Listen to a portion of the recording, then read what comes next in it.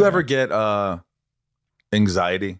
All the time. I mean, like real anxiety, like real anxiety, debilitating anxiety. Oh yeah. Like, give me an example. Panic attacks when you just think you're dying. Yeah. Yeah. What do you do? You just got to ride it out.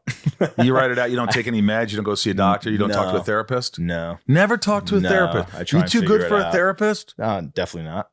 I bet it would help you. It might. It's helped me kind of figure things out, like why I'm thinking this way and feeling this way, and what's pushing it, what's causing it. Interesting. Yeah, absolutely. Maybe. I mean, I don't get them so much anymore. If I feel them coming on, if I feel a panic attack coming on, I can kind of avoid it. So when it happens on set sometimes. It's not typically on set, believe it or not. It's really when I'm just alone, lost in my head, lost in my thoughts. That's when it starts coming on. Can you? Yeah, it's when you're what do they say, like idle hands or whatever. It's like I have to be working. My mind has to be occupied. And I think idle hands is the devil's workshop. Yeah, I think that's when you see actors who constantly work. Constantly, they'll make like 2 movies a year. I don't understand it. I think that's why. I think if they stop, especially when they're really famous, I think if they stop, they'll fall apart. I think, and they know that. They have to keep moving like a shark. Yeah, so it's probably unhealthy. Think about it. They're ignoring that's very true. All this stuff. The root cause of whatever it is, perhaps. Yeah. So, it started for me. I was a heavy pot smoker at one period in my life, and that was and that was the time. When was it? It was kind of like 2004 to 2008, maybe. And that's when you're getting older, and you got to find your place in life. And it's like, what are you going to be? Who are you going to be? And of course I wanted to be a filmmaker, but you're not, it wasn't making a living doing it. And then you're just like smoking so much, and your perception of reality. You're more of a dreamer.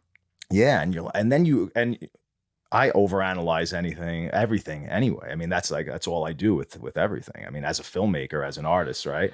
You could kind of like, you can dig deep into stuff, right? It's how I watch movies. And I used to love smoking to watch movies, because then movies would take on a whole new meaning, and I could just pull so much more out of them. But then that's where they kind of sparked. That was like the first panic attack came from paranoia of smoking. And then once you open that door, it's open. That's the thing. Once the doctor told me, I think you're having a panic attack. Yeah. The fact that he said that triggered more. I wish he'd say it's nothing. And it's going to go away. Right. And that's just tell me that. Popular. I mean, everybody knows that it's the fear, the anticipation of one coming on could set it off. And something like you feel like something's wrong with me, and this is why am I weak? And it's so not true. No. It's more about what's causing it. Cause many things. Not sleeping. Poor diet, lack of exercise, dwelling on the past, dwelling on the future. Well, all these things create this whirlwind of emotion and thoughts. Well, this is a crazy place, man. This is a crazy reality. Hollywood? No, just life. Life. It's a crazy. Well, yeah, that too. This is a crazy existence. We kind of mask it with everything, but ultimately, we have no idea how we got here, why we're here, and we just try and mask it and go on with life. And when you just stop and think about that, I mean, that's enough to overwhelm you, like you can't imagine. What's the lowest you've ever been depression wise? You ever get pretty low? Where like, I'm not going to do it. I'm not going to make it. I'm not going to succeed. Nobody wants to see my movies. How am I going to get this movie made?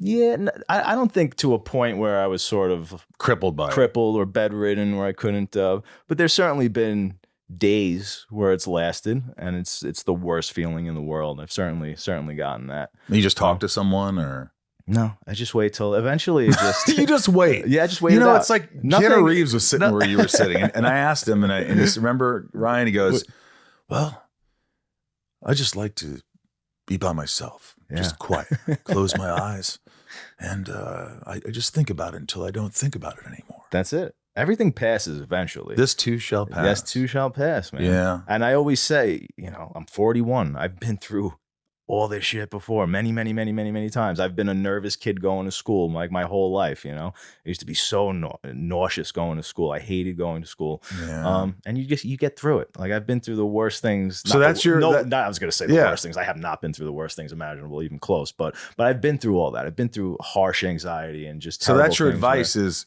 you get through it. You'll get through it. It's life. Yeah. The sun's going to rise. Yeah. it's going to happen. There's a light at the end of the tunnel. You're going to go Absolutely. through a lot of darkness to Yeah. get to that light. Yeah.